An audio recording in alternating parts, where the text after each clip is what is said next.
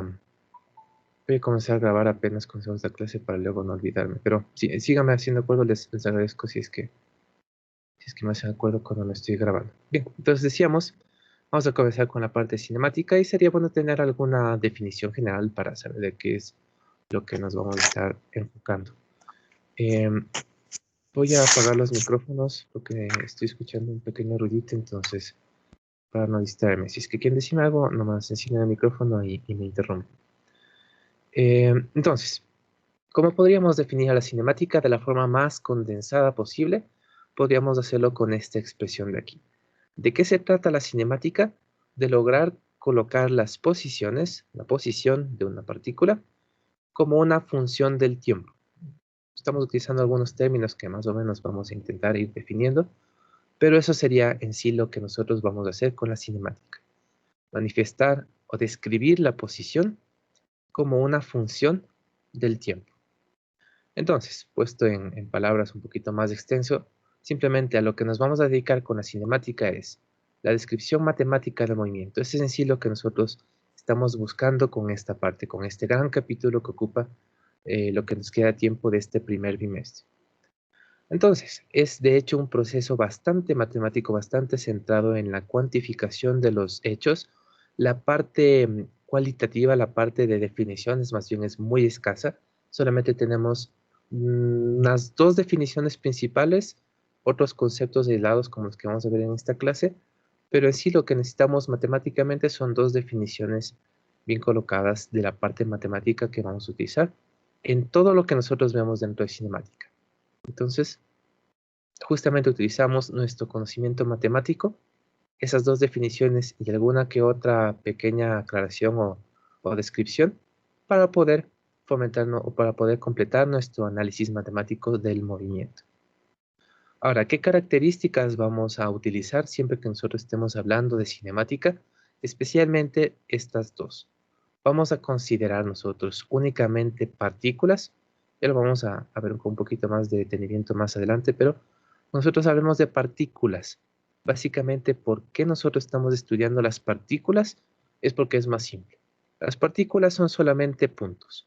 Cuando estemos hablando del movimiento de cualquier objeto, que lo tratamos como partícula, solamente tendremos que dar un punto cuando hablemos de su ubicación. En cambio, que si nosotros estuviéramos hablando de un cuerpo, de un objeto que ya tiene dimensiones, tuviéramos seguramente que decir, el cuerpo está en toda esta zona, hablar de una zona en lugar de un punto. En cambio, que cuando hablamos de partículas, simplemente con describir un punto donde se encuentra esta partícula, este objeto que estamos analizando, es más que suficiente. Entonces, solamente vamos a considerar por el momento partículas, pero algo muy importante es que siempre lo hacemos respecto de un sistema de referencia. Nosotros siempre vamos a tomar en cuenta a un punto desde el cual nosotros vamos a guiarnos para hacer todas nuestras mediciones, todos nuestros cálculos. Siempre tomamos como referencia a un punto específico dentro de nuestro sistema. Básicamente nuestro sistema de referencia, nuestro punto de origen, incluso cuando estemos manejando el plano o la recta o el espacio, es prácticamente donde nosotros estamos colocando a nuestro observador. Es decir, si es que ustedes están presenciando algún experimento de esto de la cinemática, el origen del sistema sería donde se encuentran ustedes físicamente observando lo que sucede. Porque ustedes, los observadores, serían los que toman las medidas, los que se dedican a ver qué es lo que está sucediendo. Entonces, siempre las medidas se toman respecto de un sistema de referencia específico, el cual generalmente es arbitrario, es decir, nosotros lo ponemos donde nosotros queramos, pero siempre tenemos que estar pendientes de que exista. Ahora, ya que estábamos hablando del movimiento, hablemos un poquito más a fondo de a qué tipo de movimientos nos estamos refiriendo, porque obviamente movimiento puede ser alzar la mano, puede ser alzar el pie, puede ser todo el proceso que es caminar, puede ser que alguien esté bailando y se está moviendo, efectivamente, pero no nos interesan todos esos movimientos variados. Lo que a nosotros nos interesa cuando hablamos del movimiento es únicamente cambios de posición. Si nosotros no hemos cambiado de posición, entonces no nos estamos moviendo. Y esto es especialmente referente a la parte de las partículas. Si estamos analizando puntos, Los puntos no pueden alzar la mano, los puntos no pueden bailar. Por lo tanto, únicamente cuando cambian de posición es que nosotros hemos considerado que se han movido. Bien, ¿qué otras cosas? Entonces, para el movimiento de una partícula, ¿qué nomás tenemos que considerar? Estábamos diciendo cambios de posición. Ese es el movimiento que estamos analizando. Habíamos visto que respecto de un sistema de referencia específico, pero una tercera característica que vamos a tener que tomar en cuenta es el transcurso del tiempo. Si nosotros no tomamos en cuenta el tiempo, entonces no podríamos tener un cambio de posición el cual nosotros podamos calcular, el cual nosotros podamos analizar. Entonces, todo lo que estamos haciendo se hace en función del tiempo. Siempre tenemos que tomar en cuenta las distintas posiciones que van adquiriendo los cuerpos y en el instante en el que suceden, para poder en función de eso hacer nuestro análisis. Entonces, una posición por sí sola no describe mucho, tenemos que saber una posición y en qué instante se encontraba en dicha posición. Sí, Artur. Sí, puedo comentar algo por el tema. Lo que pasa es que una compañera, Karen García, creo que se llama, le está escribiendo por Teams porque no puede conectarse. Creo que tiene problemas o algo así. Uy, veamos qué puedo hacer.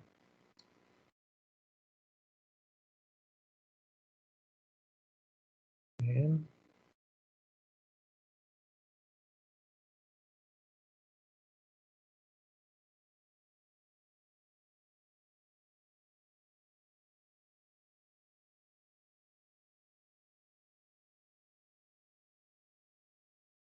Eh,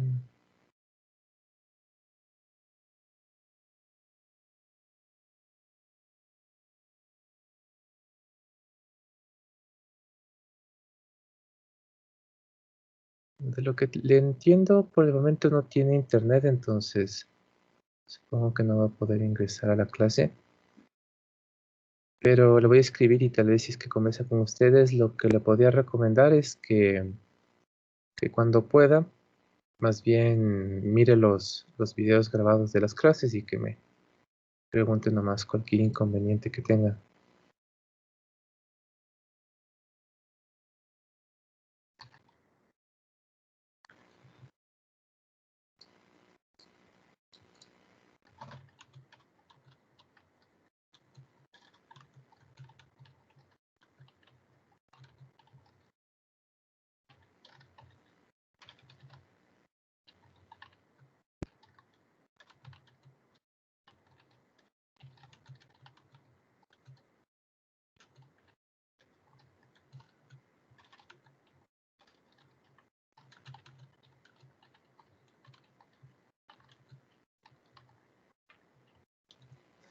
Bien, entonces, continuando con lo que estábamos haciendo.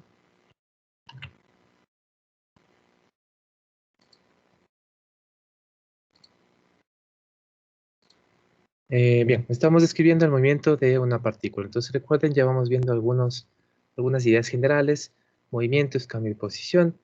La cinemática es describir ese movimiento de forma matemática. Ese movimiento depende del avance del tiempo. Si el tiempo no está transcurriendo, entonces no podemos tener movimiento. Hay una posición por cada instante de tiempo. Por lo tanto, a medida que transcurre es que nosotros podemos describir que ha existido movimiento y todas nuestras mediciones las hacemos respecto de un punto específico, de un punto arbitrario en la cercanía del experimento en el cual nos encontramos nosotros, los observadores, quienes vamos a estar encargados de hacer todas las mediciones. Ahora, describamos el movimiento de un par de objetos bastante distintos. Por ejemplo, tenemos el movimiento de una abeja. Bueno, el gráfico en sí no representa el movimiento, sino el bailecito ese que hacen para describir dónde están las cosas, pero de todas formas, ¿qué es lo que se nos vendría a la mente cuando pensamos en el movimiento de una abeja? ¿Es algo que es fácil de describir? ¿Es algo que podemos calcular? ¿Es algo que tal vez no podemos calcular? ¿Es algo que... ¿De qué forma se da este movimiento? No sé si me pueden dar alguna idea al respecto. ¿Qué pasa con el movimiento de una abeja?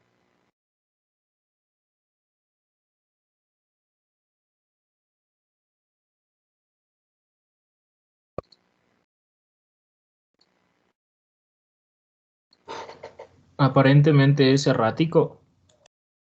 Exacto, entonces Tenemos un problema al momento de intentar analizar este movimiento, porque es bastante caótico, es algo errático. No es que parece que la abeja tiene completamente claro en una línea que va a ir rectito y que va a ir con una sola velocidad, sino que más bien parece algo aleatorio, va yendo de acuerdo a cómo puede, de acuerdo a las condiciones del viento, de acuerdo a varios factores, los cuales hacen que tenga una figura no tan predecible.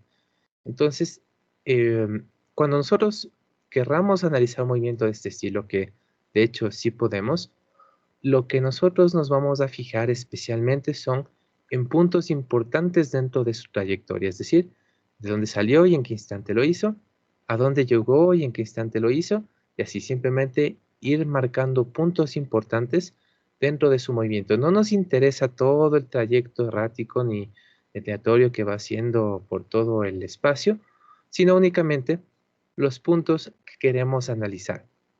Es posible hacerlo, obviamente no se tendría tanta información como si nosotros pudiéramos describir todo su movimiento punto a punto, pero al menos sí tenemos la opción de analizarlo. En cambio, ¿cuál es la diferencia principal cuando nosotros eh, comparamos, en cambio, el movimiento de una abeja con el movimiento, por ejemplo, de una pelota? No necesariamente de esta, sino una que tal vez nosotros lanzamos, una que soltamos y llega solamente al suelo, o, o cualquier otro tipo de pelota que nosotros estemos tal vez analizando. Por el momento, más bien centrémonos en una pelota que cae verticalmente. ¿Qué es lo que podríamos decir respecto de este movimiento?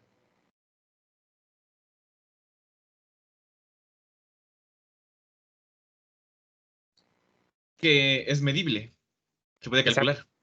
calcular. A diferencia del de la abeja, es mucho más fácil de medir, de calcular, de predecir. Nosotros podemos calcular exactamente todo el movimiento que va a hacer la pelota, simplemente conociendo ciertas condiciones iniciales, al menos hasta justo antes de que choque contra el suelo, ya tendríamos completamente definido este movimiento. Entonces, eso es principalmente dos movimientos completamente distintos, en los cuales en uno nosotros podemos definir por completo este movimiento, es más, le podemos decir qué tipo de movimiento es, qué tipo de aceleración tiene, un montón de cosas que podemos ir describiendo de este movimiento de forma específica, pero tenemos que recordar que no es la única forma en la cual nosotros podemos analizar los movimientos. Si es que alguien quiere analizar el movimiento que hace desde que salió de su casa hasta que llegó bueno, cuando salíamos a la Politécnica. Entonces, todo ese movimiento, a pesar de que sea caótico, a pesar de que sea de cierta forma aleatorio, es algo que nosotros sí podemos analizar, simplemente tomando en cuenta punto de partida, punto de llegada o puntos importantes dentro del trayecto. No estaremos tan informados respecto de este movimiento como lo estamos, por ejemplo, de esta pelota que cae, que sabremos y podremos predecir con muy buen nivel de certeza dónde va a estar en cada punto a medida que va cayendo, pero igual, son dos análisis distintos que nosotros podemos hacer. Por lo pronto nos vamos a enfocar más en este tipo de movimientos, los cuales podremos definir punto a punto dónde se encuentra la pelota en cada instante, pero los mismos conocimientos, los mismos conceptos los podemos aplicar al movimiento de cualquier otro objeto, siempre y cuando podamos conocer en dónde se encuentran en ciertos instantes determinados.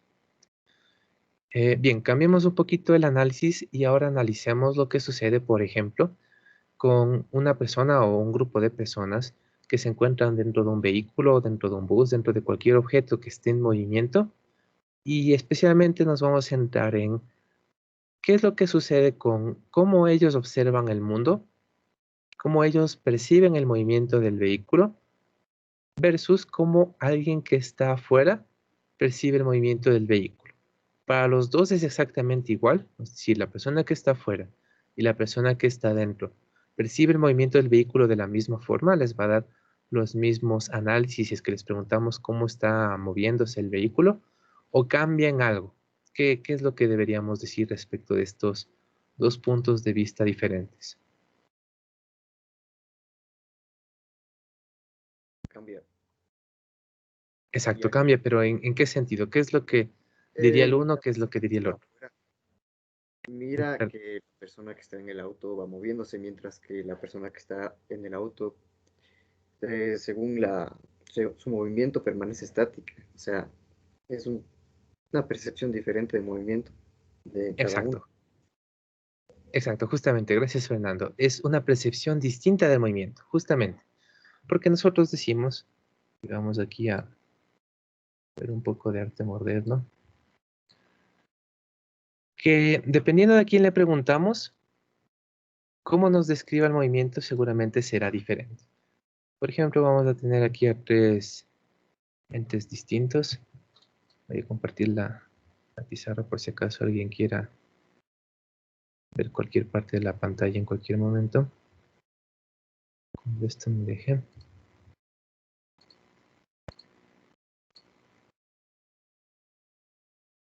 Ya, creo que ahora no hubo ningún problema.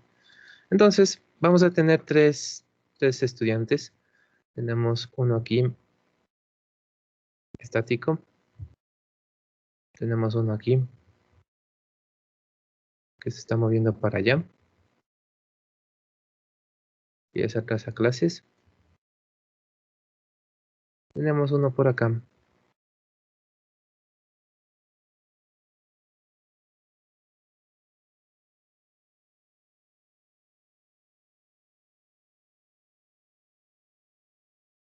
Que posiblemente ya está regresando a su casa.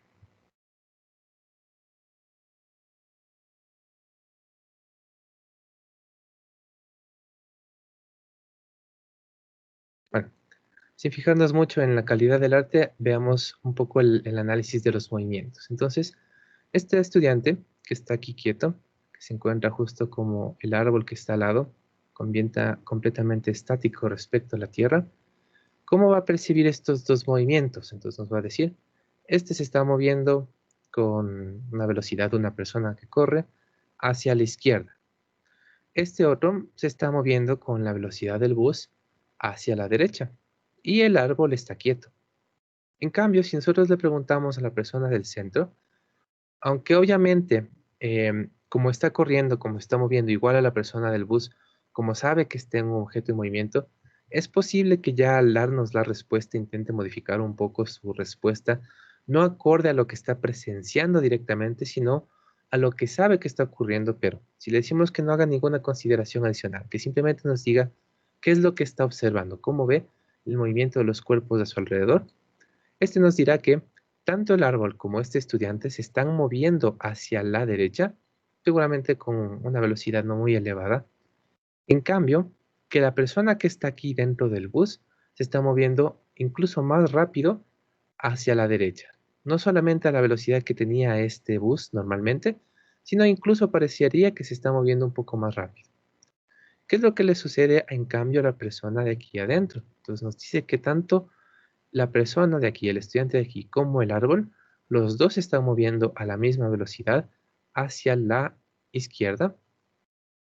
Este también se está moviendo a la izquierda, pero un poquito más rápido que estos dos. Es decir, a cada uno le parecería que todo el mundo se mueve de una forma un poco diferente. Pero ¿de quién depende eso? Especialmente de a quién le preguntamos, es decir, cuál es nuestro sistema de referencia, cuál es el punto desde el cual nosotros estamos tomando nuestras medidas o el observador que estamos considerando para cada uno de nuestros experimentos. De forma general vamos a poder colocar el origen de este sistema donde nosotros queramos. Podemos ser el estudiante de aquí afuera, podemos ser el estudiante que está aquí corriendo, podemos ser un estudiante en un bus. Eh, de forma general es posible escoger cualquiera de estos sistemas para hacer nuestros experimentos, para hacer nuestros análisis, siempre y cuando nosotros coloquemos claramente cuál va a ser nuestro origen del sistema, pero vamos a tener que considerar, al menos por el momento, una cierta condición especial cuando nosotros seleccionemos desde dónde vamos a estar viendo nuestros experimentos. Pero bueno, ya vamos a hablar un poquito más de eso. Por el momento creo que sí está claro, ¿verdad? Si no me dicen, existe diferencia en los movimientos, incluso en las direcciones, no solamente en qué tan rápido estaban yendo, dependiendo de a quién le preguntamos. Entonces, son algunas consideraciones que tenemos que tener siempre que estamos analizando los movimientos. ¿Qué tan detallado puede ser nuestro análisis? ¿Podemos dar el resultado predictivo punto a punto como lo hacemos con una pelota? ¿O es algo un poquito más caótico, es un poquito más aleatorio como el de una abeja? Y siempre haciendo referencia a un observador específico del cual va a depender los resultados que nosotros estemos obteniendo. Bien, entonces ahora sí vamos a un poquito más a conceptos más específicos dentro de lo que ya vamos a estar utilizando. Por ejemplo, estábamos hablando mucho sobre la partícula y yo ya les había dicho que es básicamente un punto, es decir, no tiene dimensiones, es una de las principales características de un punto geométrico, de una partícula como nosotros la vamos a considerar, pero además no tiene interacciones internas, es decir, no puede mover el brazo, no puede bailar, no puede girar, no tiene ninguna interacción interna, únicamente lo que puede hacer es interactuar con otras partículas y desplazarse. Entonces, básicamente lo que vamos a estudiar, y nuevamente es por la simplicidad. Vamos a comenzar desde lo que es un poquito más básico, desde lo que podemos ir estudiando con mayor facilidad, y luego lo vamos a intentar complicar a medida que vaya avanzando nuestro estudio. Entonces, mi pregunta en este punto sería, ¿esta cosa que tenemos aquí, será que es una partícula? Y me puede dar su opinión. Si es una partícula, no es una partícula. Bueno, solo esas dos opciones creo que tendríamos por el momento.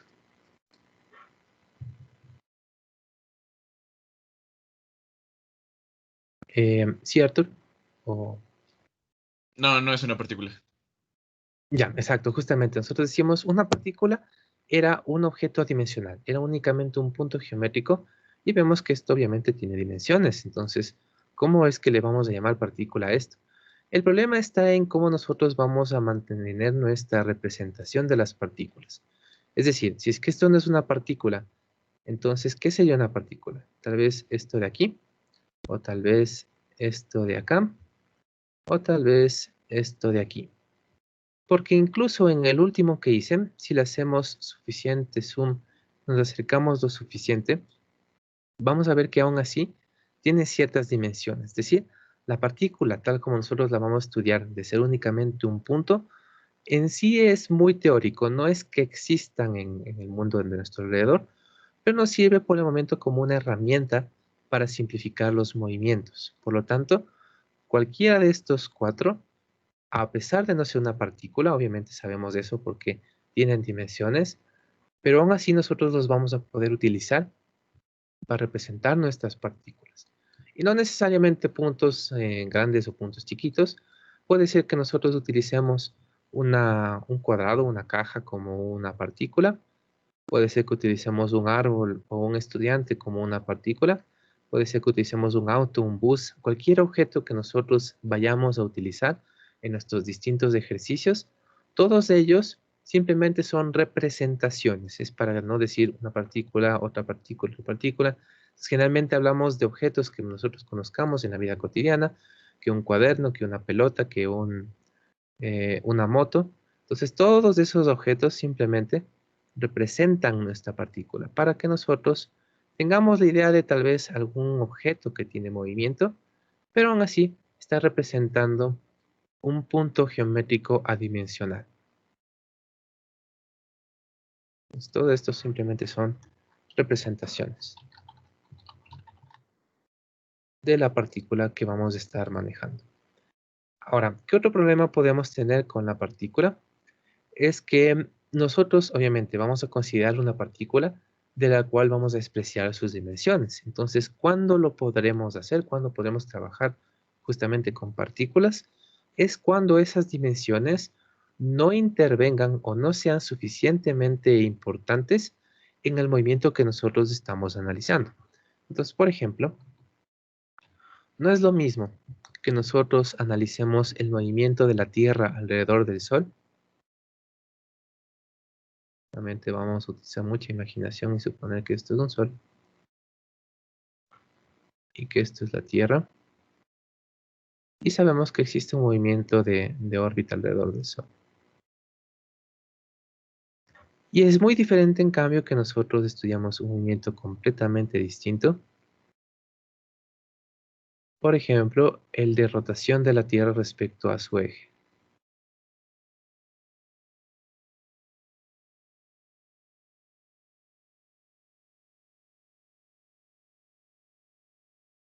En este de acá, seguramente no tendremos mucho inconveniente de considerar que la Tierra es un punto. Entonces, no vamos a incluir mucho error, no va a cambiar mucho nuestro movimiento de acuerdo a nuestras normas, si es que consideramos únicamente que está representado por un punto en el espacio.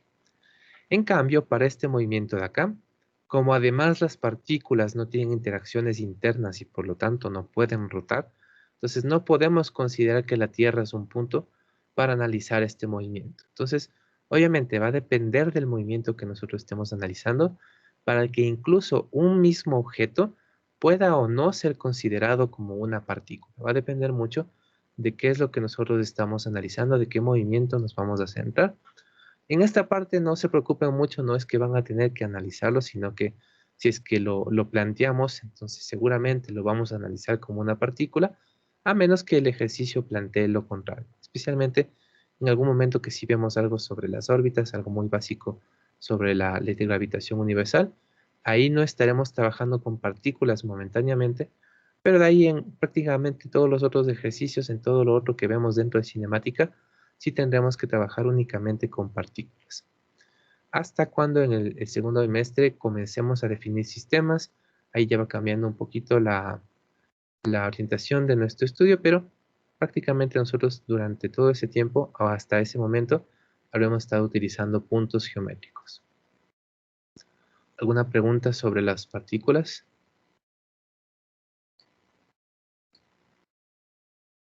Bien, entonces objetos adimensionales, los cuales representamos de una infinidad de formas. Entonces, ¿qué más? Ahora sí, nuestro primer concepto específico que vamos a utilizar matemáticamente es la posición.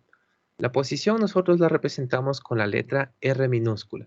Por el momento solamente le vamos a dejar así. Hay un pequeño detalle que hay que agregarle para que realmente sea una posición. Pero bueno, por el momento sabemos que esa letra es la que va a representar nuestra posición. ¿Cómo podríamos describir una posición? Bueno, es creo que algo que sí tenemos más o menos intuitivamente una idea de a qué nos referimos, pero de todas formas es una ubicación, es el lugar en el cual se encuentra algo. Pero lo importante es que nosotros cuando estemos hablando de esta ubicación, cuando estemos hablando sobre la posición, el lugar en el que se encuentra algún objeto o alguna partícula, es que esa posición siempre tiene que estar medida, siempre tiene que estar respecto a algún lugar de referencia, siempre tiene que estar medida respecto de nuestro origen del sistema, respecto de nuestro observador. Porque si nosotros hablamos de una posición de, por poner un ejemplo, alguien que nos diga que la X está a 20 metros.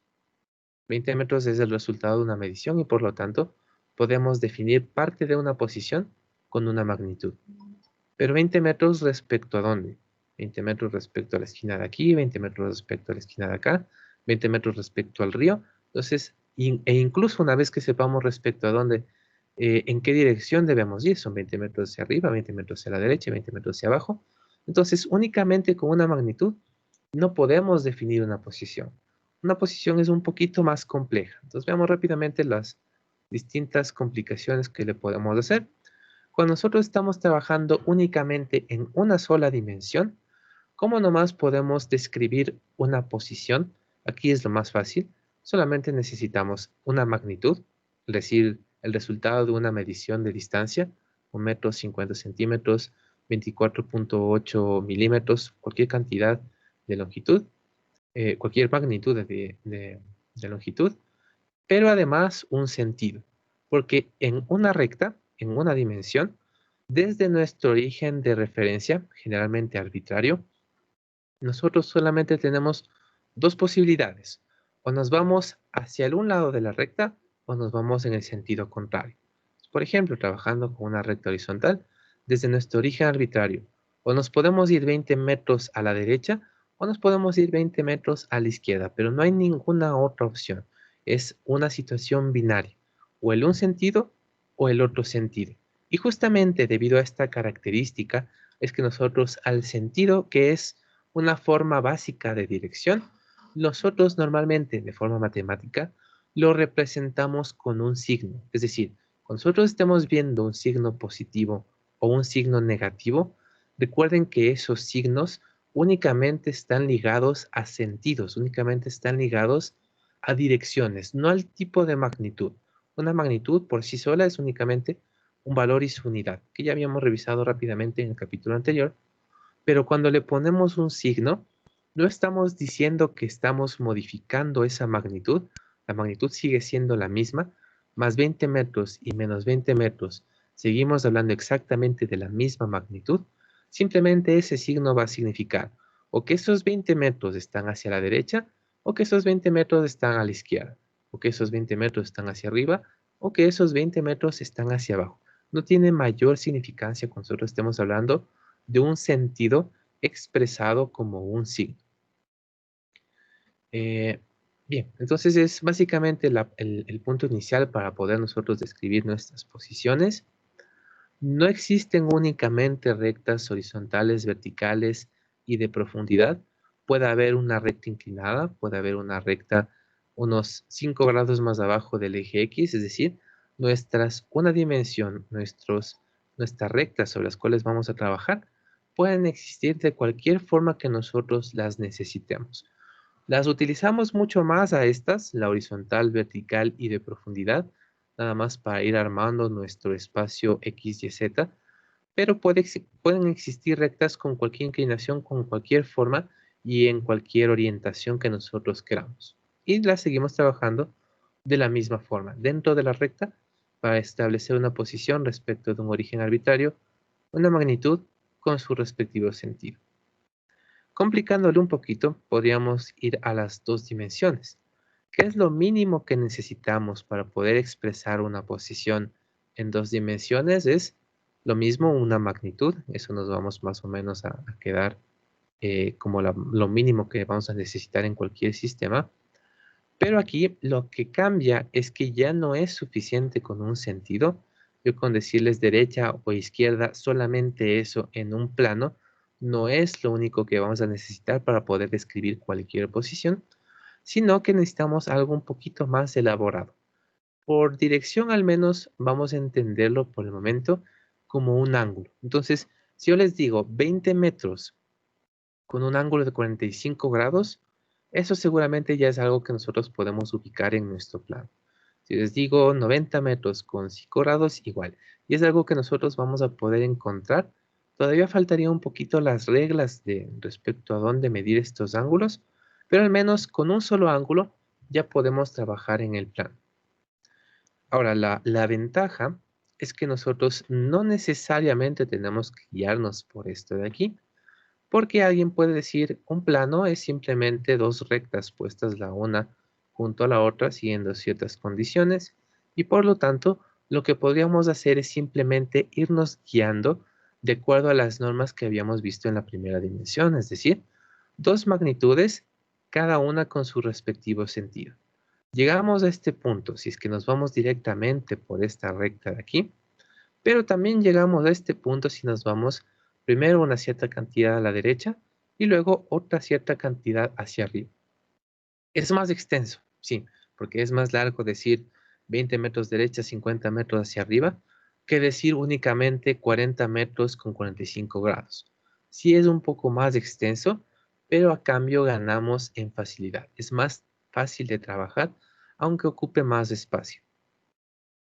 Y la misma idea para las tres dimensiones. En sí que necesitamos lo mínimo para establecer una posición en tres dimensiones, nuestra magnitud, directamente la distancia entre el origen arbitrario y el punto del cual queremos expresar la ubicación, pero además necesitamos al menos dos ángulos, los cuales va a depender más o menos de qué sistema estamos utilizando para poder ver cómo se miden estos ángulos. Por ejemplo, el primer ángulo que sea desde el eje X hacia el eje Z positivo y el segundo ángulo desde el plano XZ hacia arriba. Es una opción de las muchas que tenemos, pero al menos una magnitud y dos direcciones, dos ángulos, son lo que necesitaríamos para establecer una posición en tres dimensiones. Pero nuevamente podemos simplemente hacer la descomposición en tres rectas, en este caso la recta horizontal, la recta vertical y la recta de profundidad, tres magnitudes cada una con su respectivo sentido, y de todas formas llegamos al mismo punto. Alguna cantidad hacia afuera, alguna cantidad hacia la derecha, por último una cierta cantidad hacia arriba, y aunque es más extenso, nos da el mismo resultado, nos da la misma posición, y generalmente es más fácil de trabajar de esta forma. ¿Que no existen 4 dimensiones? Pues sí existen. Recuerden que nosotros estamos haciendo el análisis respecto al tiempo. El tiempo se considera más o menos como una cuarta dimensión. Obviamente no es una cuarta dimensión de posición, pero sí es una dimensión que nosotros tenemos que analizar.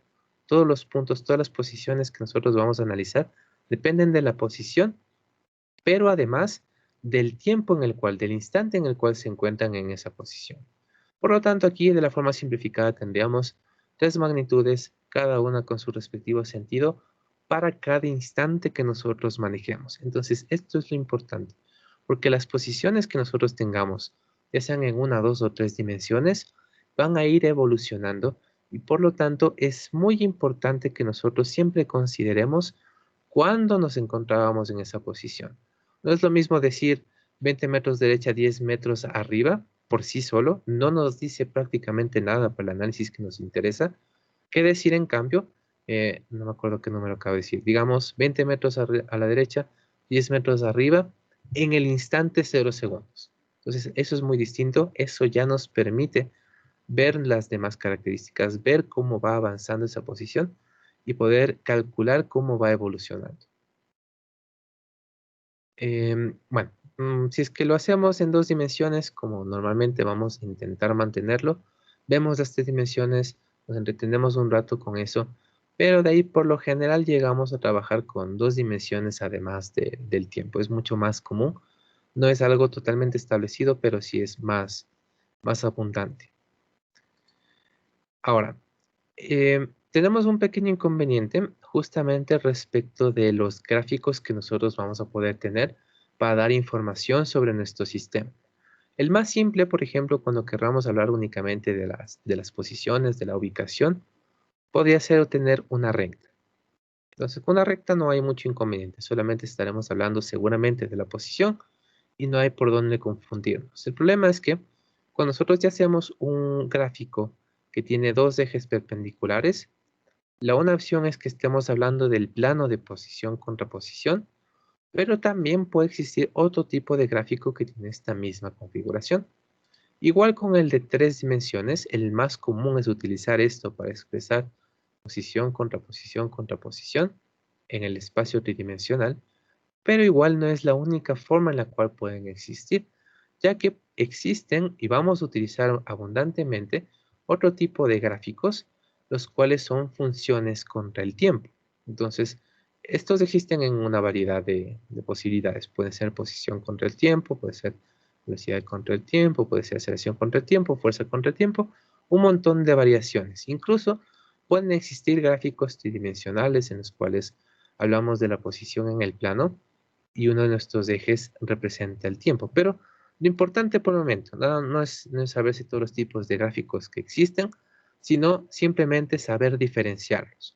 Vamos a comenzar estudiando esta parte de la línea, de la recta, del plano, del espacio, únicamente gráficos de posición contra posición, pero no tienen que acostumbrarse a que esos sean los únicos tipos de representaciones que tenemos. Existen otro tipo de gráficos. Más adelante los utilizaremos mucho más a menudo y por lo tanto cuando ustedes vean algún gráfico como parte de los datos de cualquiera de sus problemas, lo primerito que tienen que hacer es ver los ejes, ver las unidades especialmente en las cuales se encuentran esos ejes. Si es que tenemos un plano que está en alguna unidad de posición contra alguna otra unidad de posición, entonces tenemos un plano y eso representa simplemente posiciones y trayectorias y todo vemos el avance de nuestra partícula, los movimientos que fue haciendo. En cambio, si tenemos algún gráfico que está de posición o alguna otra unidad respecto del tiempo, ya es una gráfica y por lo tanto una gráfica de una función del tiempo se analiza de una forma completamente distinta. Pero siempre recuerden fijarnos especialmente en qué tipo de gráfico estamos utilizando. Eso es por lo pronto lo importante que debemos tomar en cuenta cuando estemos haciendo nuestros análisis basados en gráficos. Bueno, todo eso es lo que diríamos rápidamente para referirnos respecto a las posiciones. Ahora, veamos esto del tiempo, porque lo hemos estado hablando ya desde hace algún tiempo. Y bueno, quisiéramos saber alguna definición respecto de cómo vamos a utilizar el tiempo. Entonces, Cuando Newton propone su teoría, obviamente se da cuenta que lo que está analizando en sí es posición contra tiempo, es decir, justo la base de la cinemática, y por lo tanto tenía que hablar de estas dos características, cómo debían comportarse, cómo debían las personas que iban a utilizar su teoría identificar al tiempo e identificar al espacio, cómo se iban a comportar de acuerdo a nuestros conceptos, nuestras leyes que vamos a utilizar. Entonces, lo que dice Newton es que para que se cumpla lo que él dice, se tiene que considerar que el tiempo es completamente homogéneo, es totalmente independiente y que se comporta de la misma forma para absolutamente todas las personas y en absolutamente todos los lugares. Es decir, no importa si es que yo mido aquí un segundo, ese segundo tiene exactamente la misma duración que alguien que lo mida en la China, que alguien que lo mida en la superficie del Sol o alguien que lo mide incluso en el centro de un agujero negro. Ese segundo tiene para nosotros, bajo esta teoría, exactamente la misma duración.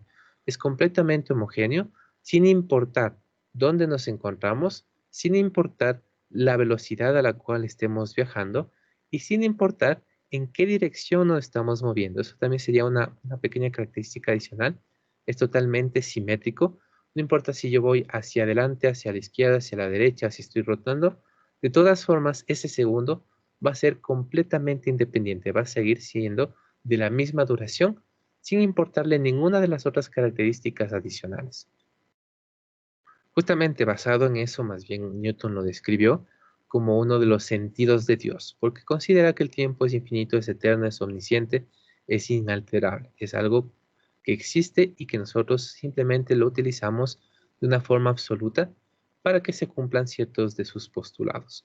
Ahora, obviamente, esto va a cambiar si es que ya quieren hacer los análisis desde el punto de vista de la eh, mecánica relativista. El tiempo ya no es absoluto, el tiempo depende de quién sea de qué velocidad al menos estamos yendo, incluso si es que estamos en un lugar que se encuentra bajo el efecto de muchísima concentración de masa, ya cambia cómo percibimos el tiempo, pero nada de eso nos importa por el momento. Para nosotros es un segundo exactamente el mismo, no importa qué velocidad se esté viajando, no importa en qué lugar nos encontremos.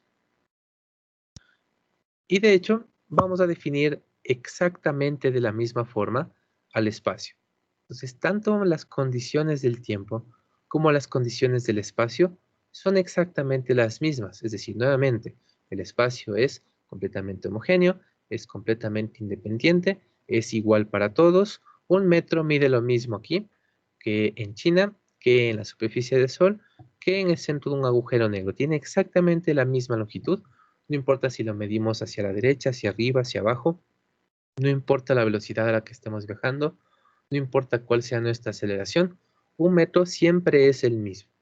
Entonces, basado en esto, obviamente, dijo Newton lo mismo del espacio. Es otro de los sentidos de Dios. Es omnisciente, es infinito.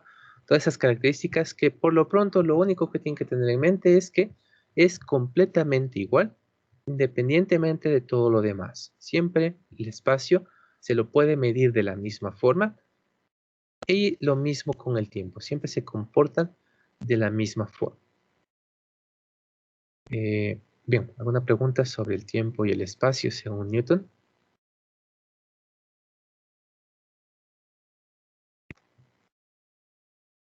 Entonces, son los pilares sobre los cuales vamos construyendo la cinemática y por lo tanto tienen que ser inalterables, porque si no tendríamos algunos inconvenientes. Ahora, ya estábamos hablando del sistema de referencia, que recuerden le habíamos puesto más bien un nombre un poco distinto.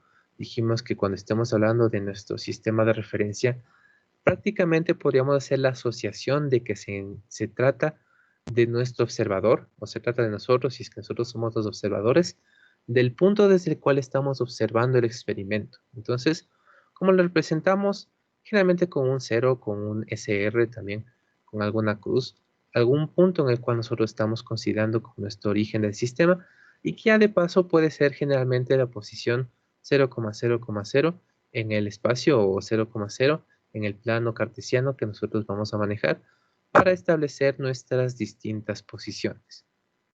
Entonces, generalmente está unido a un cuerpo, es decir, puede estar en movimiento, podemos colocarlo en el carro de hace un rato, y por lo tanto para este sistema de referencia para el observador que se encuentra dentro de un carro, los movimientos y distancias de los distintos objetos van a ser diferentes que si colocamos el sistema de referencia junto a un árbol, pero obviamente eso tiene una condición adicional que se debe cumplir para poder formar parte de nuestro sistema de coordenadas, de nuestro sistema de referencia.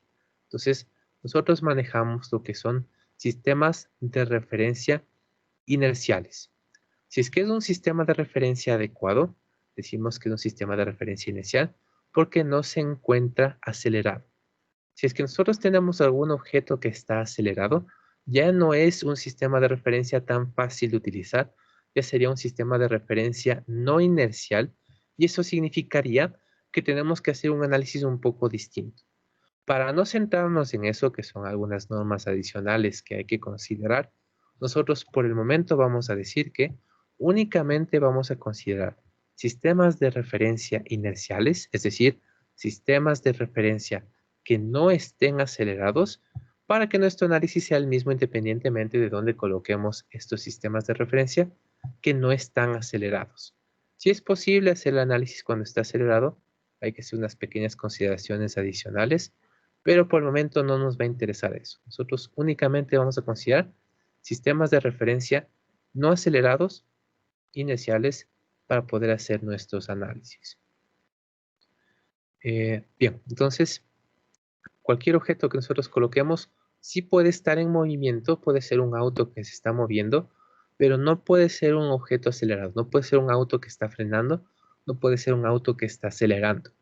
El problema con esto es que, de hecho, si es que consideramos a eso un sistema inercial y lo consideramos como nuestra base para poner sistemas de referencia, cualquier punto que se encuentre sobre la Tierra, sobre el planeta, no podría ser un sistema de referencia inercial porque la Tierra, el movimiento justamente que está haciendo de rotar, incluso de dos tipos de movimientos de rotación, significan que estamos bajo ciertas aceleraciones. Entonces, existen aceleraciones en todos los puntos de la Tierra, al menos en la superficie, y por lo tanto no podrían ser buenos puntos de referencia para nuestros sistemas inerciales, si es que los analizamos de una forma muy estricta. Entonces, simplemente, para no complicarnos, cuando hagamos nuestros ejercicios, cuando hagamos nuestros análisis respecto a la Tierra, a menos que consideremos al planeta, nosotros consideraremos que es un objeto que no está acelerado, un objeto al cual podemos manejar tranquilamente como si es que no estuviera acelerado y que por lo tanto se cumple todo lo que nosotros vamos a decir al respecto. Entonces, si es que estamos haciendo cualquiera de nuestros análisis, recuerden, nuestro sistema de referencia unido a la Tierra no está acelerado y por lo tanto podemos utilizarlo. Nada más ciertas concepciones, no es algo que tendremos que estar pensando todo el tiempo, pues sí tener en mente al menos de que es un sistema inercial, un sistema no inercial, y que los podemos utilizar como un sistema de referencia cuando no están acelerados. Ahora, esto de aquí eh, no lo vamos a profundizar mucho por esta clase. En la siguiente clase vamos a entrar un poquito más en detalle sobre esto. Este triangulito, la letra griega delta minúscula, nosotros la vamos a utilizar como un operador. Ya habíamos hablado de un operador hace un rato, habíamos dicho que los corchetes eran un operador para el análisis dimensional. Este simplemente sería otro operador que utilizamos muchísimo más a menudo, al igual que este símbolo de aquí. Nosotros lo asociamos con la operación de la suma, este símbolo de acá, con la operación de resta. Un asterisco o una cruz generalmente asociamos con el signo, con la operación de multiplicación. Y asimismo tenemos una infinidad de símbolos, los cuales vamos asociando con distintas operaciones. Cuando nosotros veamos este triángulo, lo mismo, para nosotros va a representar una operación.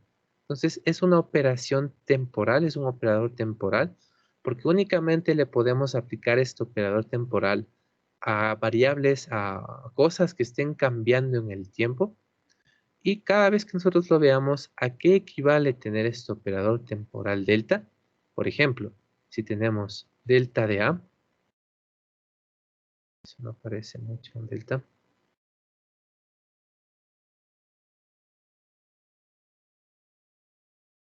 Si tenemos, por ejemplo, delta de A ¿A qué es igual?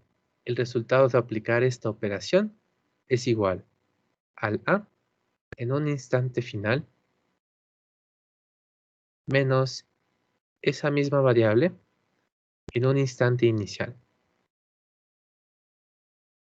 Como es un operador temporal, entonces únicamente lo podemos aplicar a alguna variable que esté cambiando o que pueda al menos cambiar en el tiempo. Puede ser que estos dos valores sean igualitos, puede ser que haya cambiado y regresado al mismo valor, puede ser que durante todo nuestro análisis no haya cambiado, pero tiene que estar definido en el tiempo. ¿Cuál es algo de lo que nosotros ya hemos definido en el tiempo? Por ejemplo, las posiciones. Nosotros podemos aplicarle la operación temporal delta a la posición y encontramos una nueva cantidad física. Pero nada más, por el momento recuerden, ya lo vamos a practicar un poco más la siguiente clase, pero cada vez que hablamos del operador temporal delta, delta de A, es esta variación, el valor de A en un instante final menos el valor de A en un instante inicial. Y es un operador que utilizamos a lo largo de todo el semestre, entonces hay que irse un poco acostumbrando a este operador. No sería únicamente a la posición a lo que ya le podemos aplicar este operador. El tiempo en sí también está definido para distintos instantes y por lo tanto nosotros podemos aplicarle el operador temporal delta al tiempo. ¿Qué es lo que sucede cuando nosotros aplicamos el operador temporal delta al tiempo? Un delta de t, eso ya tiene un nombre por sí mismo, es un nombre específico y a eso le llamamos un intervalo. ¿Qué es un intervalo? Es un rango de tiempo, es una duración de tiempo, es un pedazo de tiempo, un pedazo de avance de tiempo. Entonces, nada más uno de los ejemplos de los tantos que podemos ir aplicando con el operador temporal delta. De ahí, ¿qué otros podríamos tener? Un montón.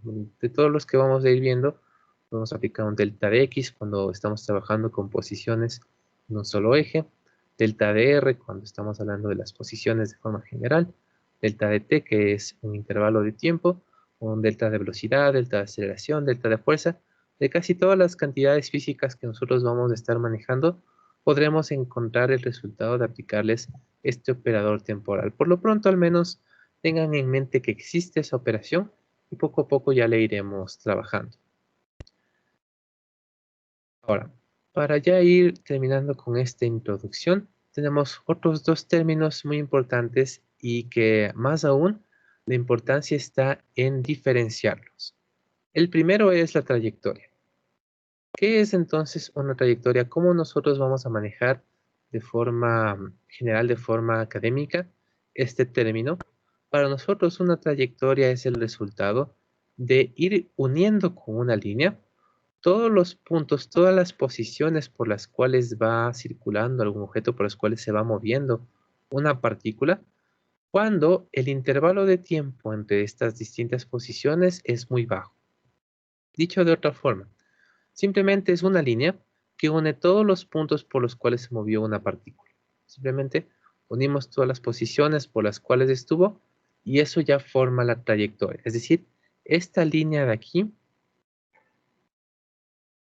que nos indica cómo se movió la partícula desde el RT0 hasta el RTF, esto es la trayectoria.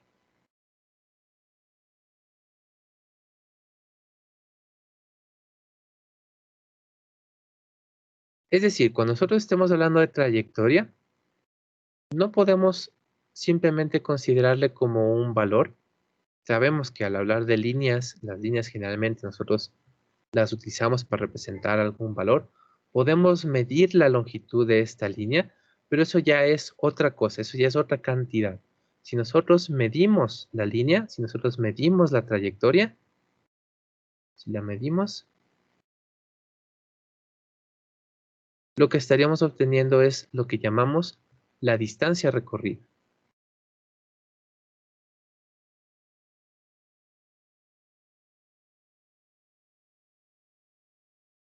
La distancia recorrida sí es un valor, es una magnitud, es el resultado de una medición de longitud. 5 metros puede ser una distancia recorrida. 5 metros no es una trayectoria, porque la trayectoria no la representa una magnitud. Un 5, por ejemplo, por sí solo, sin unidades, tampoco representa una trayectoria. Una trayectoria no es un número, no es un valor, no es una trayectoria, no las vemos todavía, pero tampoco es un vector. Una trayectoria es simplemente el conjunto de puntos, simplemente la línea que se forma al unir todas las posiciones por las cuales pasó una partícula.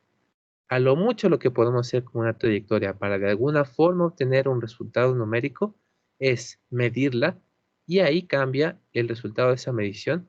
Eso se llama distancia recorrida. ¿Está claro esto de la trayectoria, la distancia recorrida, la diferencia entre las dos?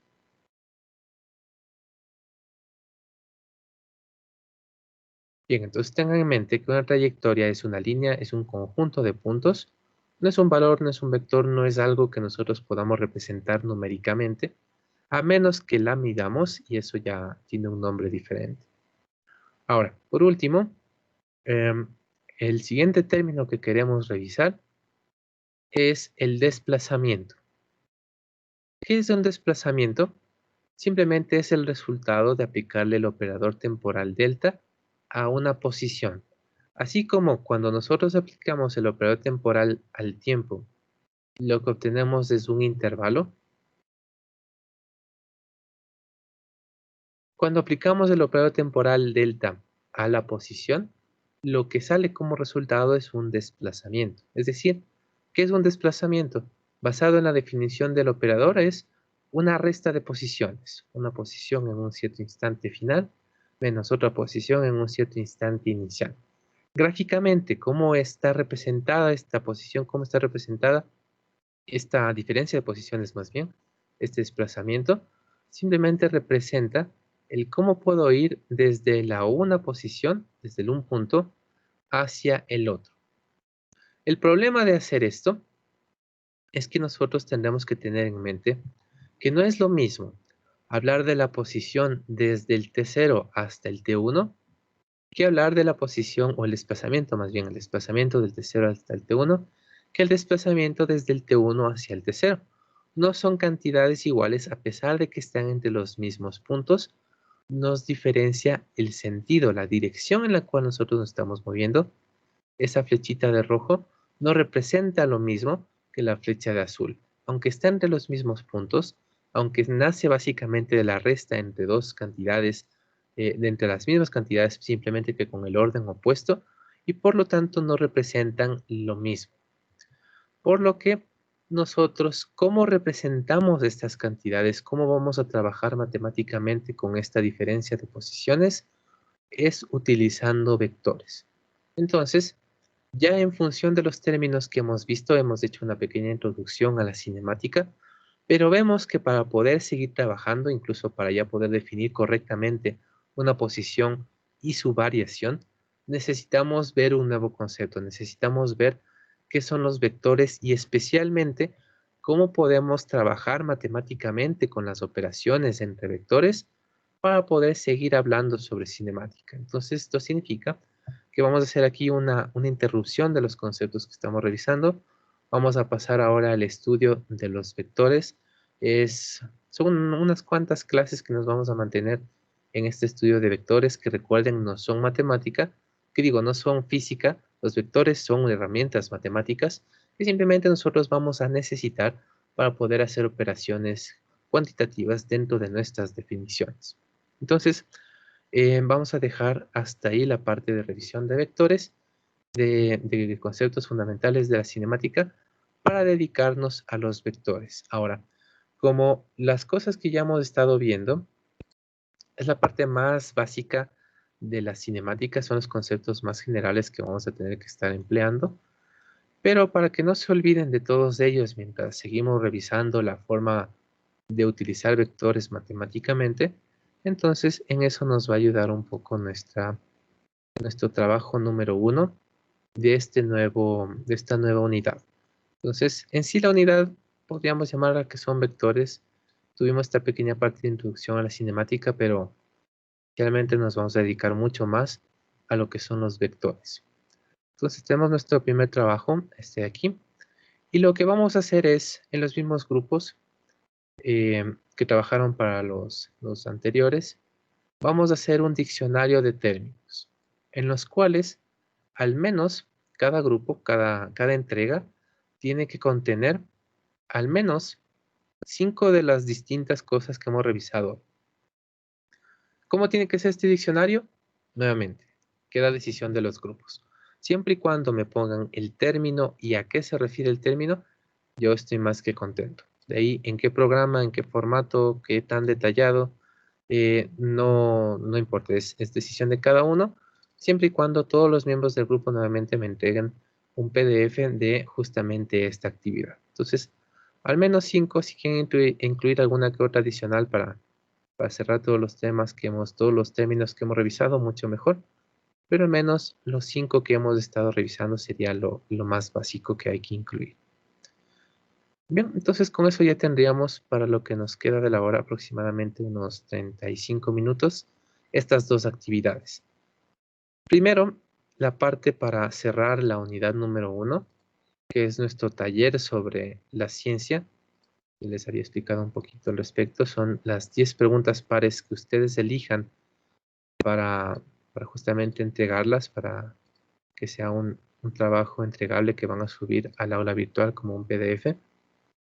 En el formato que ustedes quieran, si quieren, en el mismo archivo le van resaltando la opción que creen que es correcta y en un archivo aparte o ahí mismo le van poniendo la justificación que nosotros manejamos de al menos el tema en el cual nosotros estamos viendo esos conceptos. Y como esto tienen que terminar ahorita mismo, unos 3 minutos por pregunta son incluso más del tiempo que necesitan. Se acaban las 10 preguntas. Y si es que ya tienen hecho, si es que ya pueden comenzar de una vez con el trabajo de acá, mucho mejor. Si es que ya terminaron esta parte del taller, entonces ya pueden dedicarse nada más a hacer esto de aquí, que es incluso más corto. Y esas serían nuestras dos actividades por la clase de hoy. Si tienen cualquier pregunta, ya saben, me dicen nomás, ya sea de los trabajos, ya sea de lo que hemos revisado, ya sea sobre las hojas de trabajo, simplemente me dicen. Buenas tardes, ingeniero. ¿Sí? Las personas que entramos con matrícula extraordinaria no tenemos grupo.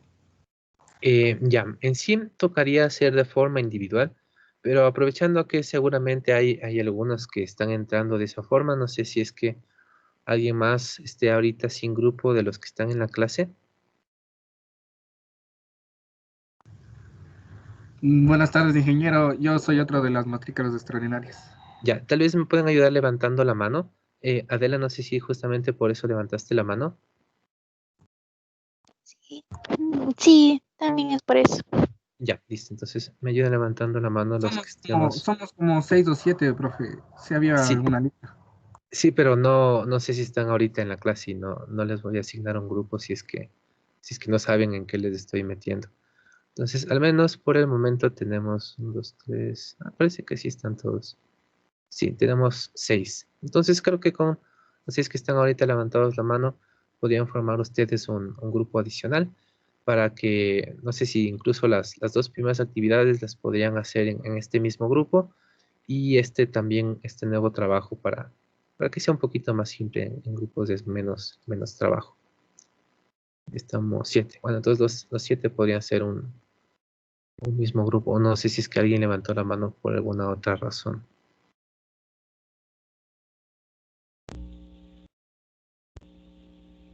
Profe, yo levanté la mano. El trabajo de las 10 preguntas, ¿lo hacemos en grupo o eso es individual? Ah, en teoría es individual, pero si quieren hacerlos en grupo no habría problema, ¿no? Pueden hacerlos en grupo, pueden entregar el mismo trabajo las personas de cada grupo. Recuerden, como cada uno tiene que subir el propio trabajo a la aula virtual, entonces sí pueden hacerlo en grupo. Allá, muchas gracias. ¿Listo? Bien, entonces recuerden, Stalin me parece que no es parte del grupo, del nuevo grupo, pero los demás sí.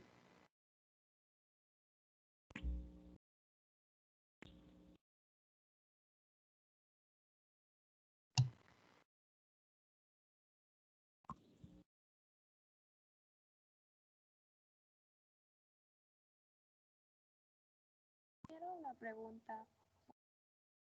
Sí, Yo realicé el taller La Ciencia como las normas del deber, como de las normas de los deberes, pero ya lo entregué. ¿Problema? No, si es que está con las normas de los deberes, mejor. No, no es algo obligatorio, pero si está entregado, más bien te puedes dedicar ya a ver cómo se organizan en tu grupo para hacer el trabajo de acá. ¿Listo? Sí, más bien, si me pueden ayudar ya bajando la mano, me parece que ya saben los integrantes del nuevo grupo.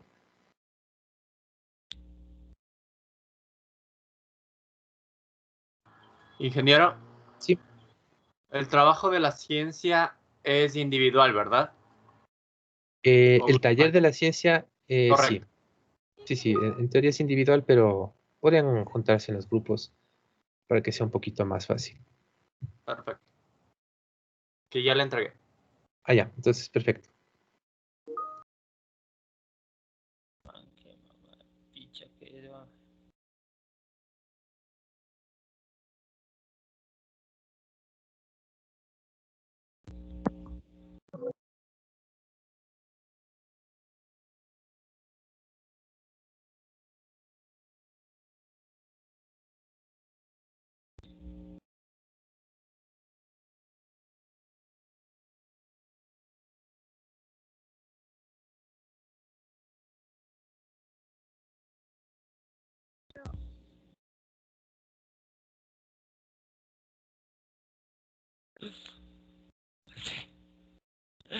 Ay,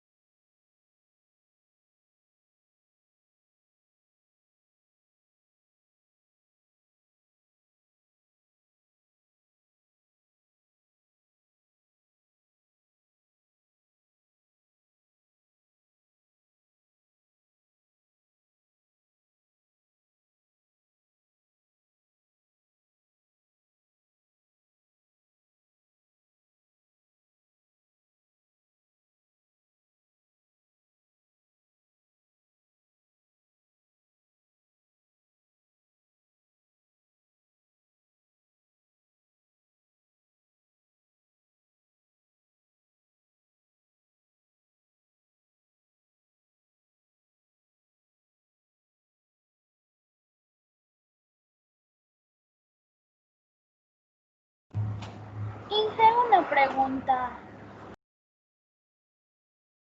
Sí, Sobre el trabajo de vectores es, por ejemplo, ponemos el símbolo de posición y de ahí ponemos posición y lo que significa la posición. sí, pero más bien ponen primero posición y de ahí dentro de la definición qué es la posición y el símbolo. Ya, gracias. ¿Listo?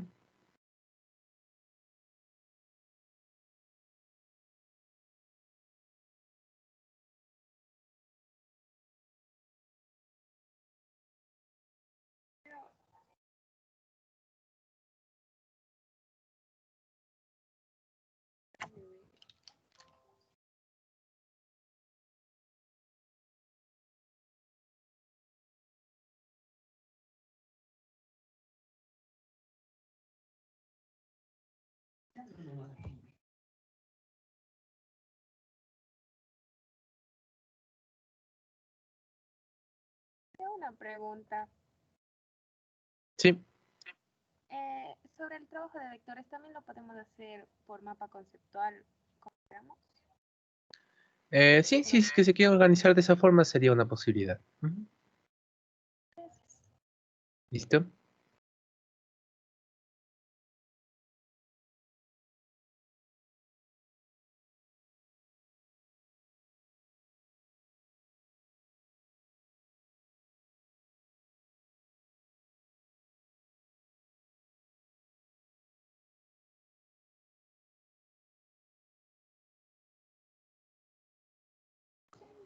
Inge, una pregunta. El deber de la unidad 1, ¿hasta qué día hay que mandar? Es decir, todos los impares. Em, Todos los impares, todos los trabajos, todos los deberes de, a ver, los deberes y los trabajos se presentan hasta un día antes de la evaluación más cercana. Como todavía no tenemos las fechas, ni siquiera sé todavía cuál es la semana de evaluaciones, entonces por eso todavía está sin fecha. Pero tengan en mente que posiblemente la semana del 7 sea la primera semana de evaluaciones. Supongo yo que sea la semana 7, puede ser después. Entonces, cuando ya sea la semana de evaluaciones, o una clase antes de eso, nos ponemos de acuerdo en qué día exactamente sería la evaluación y un día antes de eso sería la fecha máxima para las entregas. Pero tengan en mente que tienen que ir avanzando porque ya tienen hasta ahorita el deber de la primera unidad, ya lo podrían completar. Y conforme vamos a seguir trabajando sobre vectores, ya podrán ir avanzando sobre el segundo deber. Entendido, gracias, ingeniero. ¿Listo?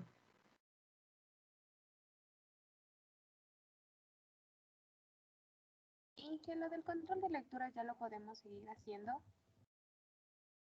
Sí, sí, el control de la primera unidad, que son prácticamente todas las preguntas o todas son preguntas de la hoja 1. Hay un par o unas cuantas que no lo son, pero sí, justamente ya vimos, ya terminamos ese tema, ya estarían en la capacidad de ir haciendo el control.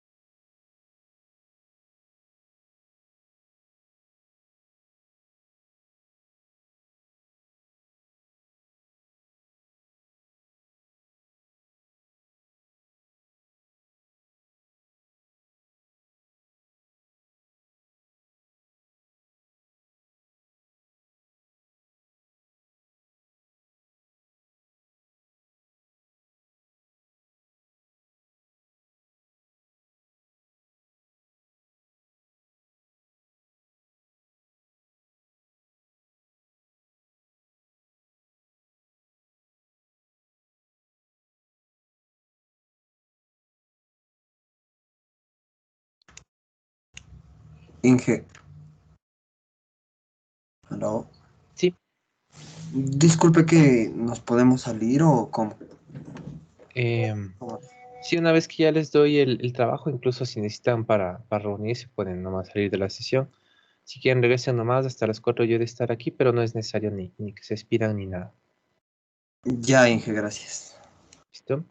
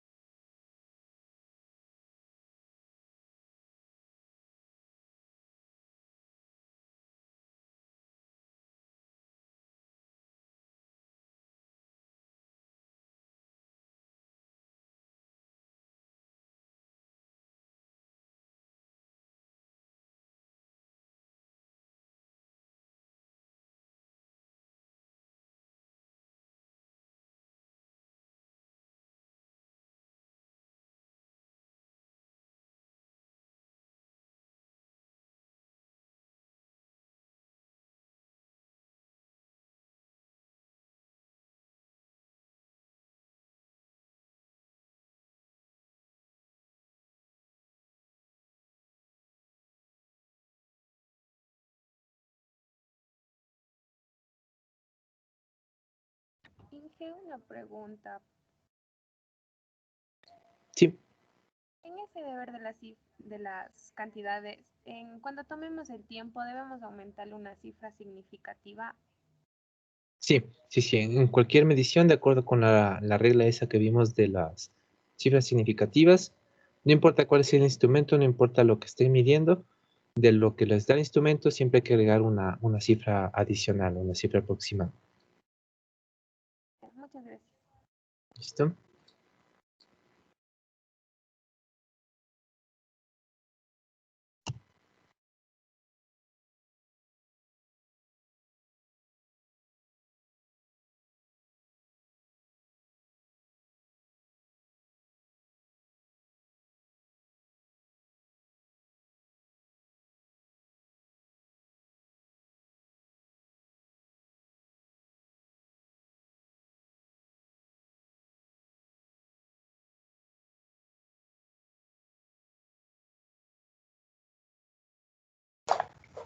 Ingeniero, una pregunta. Sí. En esto de las cantidades, digamos, la magnitud serían o sea, por ejemplo, por poner un ejemplo, una magnitud sería la longitud o la magnitud es, digamos, de 12 metros. Los 12 metros sería la magnitud. Ya, La magnitud es sí, la magnitud, recuerden, es el resultado de la medición y el nombre de lo que miden es la cantidad. Cantidad, longitud, magnitud 5 metros. Gracias, Inge. ¿Listo?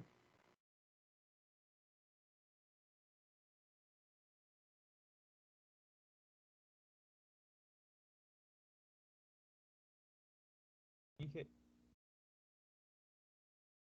Sí. una pregunta sobre las cifras significativas en el tiempo. Digamos que me salió 2 minutos con 36 segundos y 24 milisegundos. ¿Cómo ahí le aumento la cifra? ¿En los 24 le subo a 24 o a 25 o cómo le hago?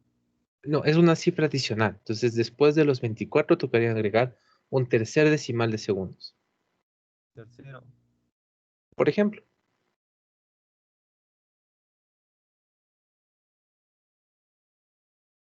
Muchas gracias. ¿Listo?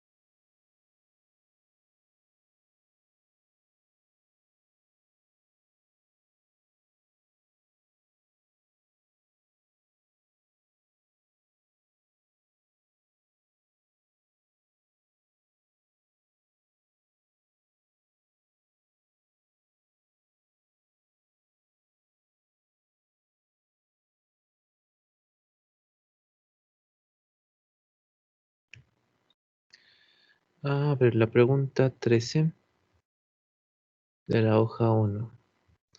El método que preferentemente utiliza la física es científico y empírico, ni científico ni empírico o experimental. Ya, dentro del método, que significa el cómo vamos a avanzar dentro de la ciencia, bueno, obviamente como lo empírico, el conocimiento empírico, más bien se trata sobre, a partir de presenciar ciertos eventos, adquirir conocimiento, específicamente predicciones de qué es lo que va a suceder. ¿Se trata de eso la física?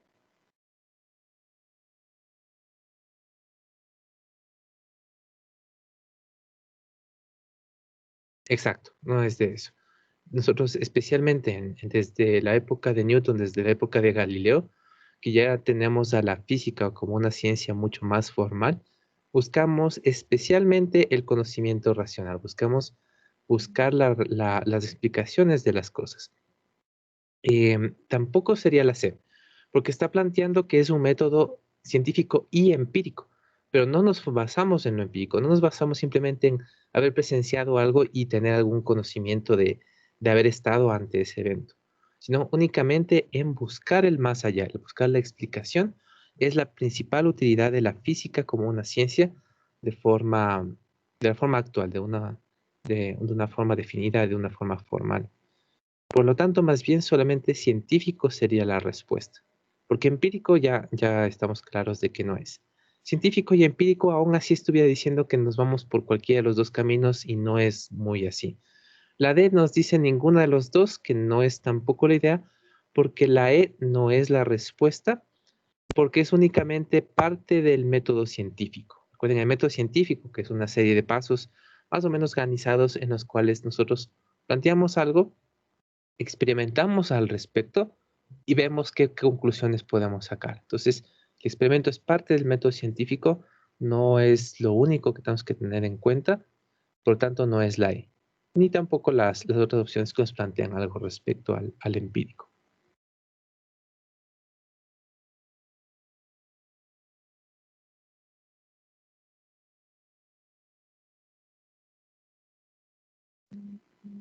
¿Listo?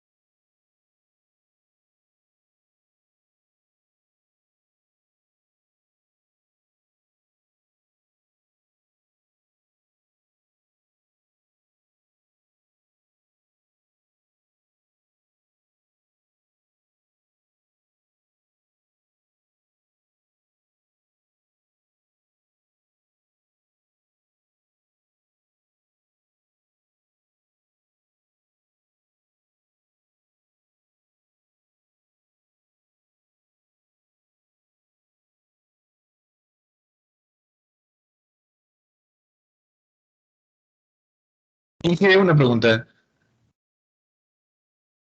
Sí. Ya le envié otra vez lo corregido lo de las cantidades, pero me sale en tiempo restante que la tarea fue enviada hace 1 hora y 53 minutos. ¿No pasa nada? No, no importa. Allá. Gracias. ¿Listo?